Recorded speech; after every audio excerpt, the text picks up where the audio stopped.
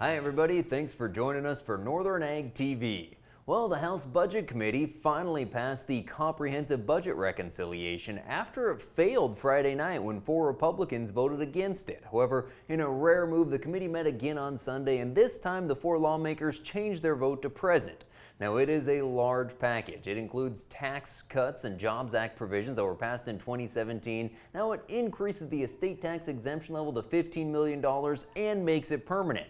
Also included are several farm bill provisions like increasing reference prices. The bill now moves to the House Rules Committee, where it's likely to be voted on this week. One provision that hasn't got as much coverage that's in the budget reconciliation came out of the House Natural Resources Committee. It's an effort to increase government revenue by opening up public lands for energy development and mineral exploration.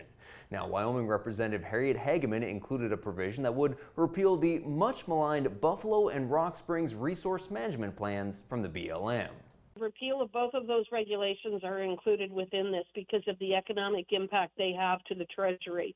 So that's why that's so important. Again, we repealed both Rock Springs and Buffalo RMPs in Wyoming. We are going to be generating additional revenue by better managing the resources that we have.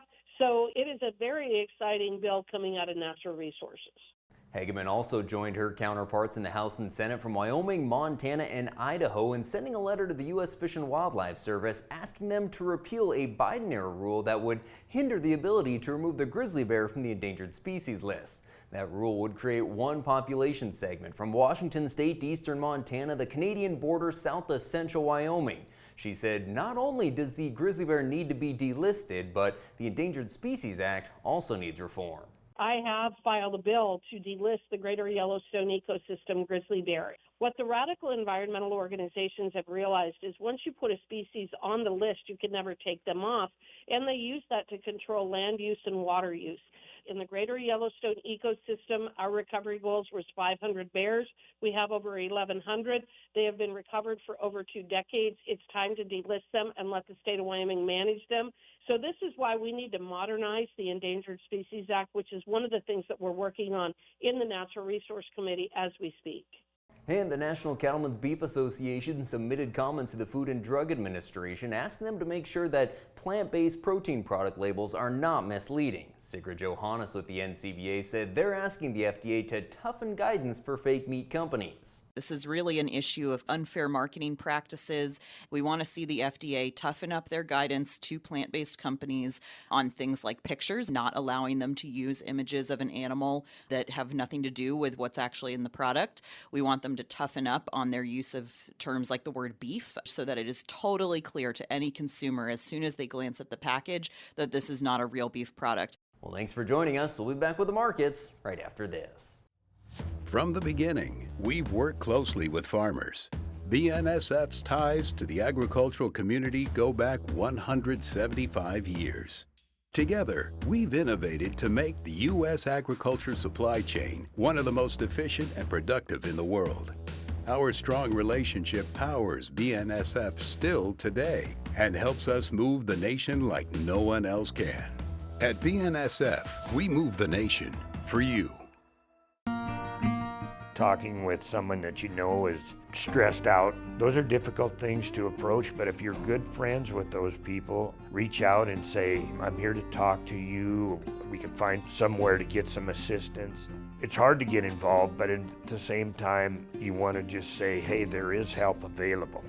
For more tips in dealing with stress in agriculture or for free counseling for egg producers, visit beyondtheweather.com.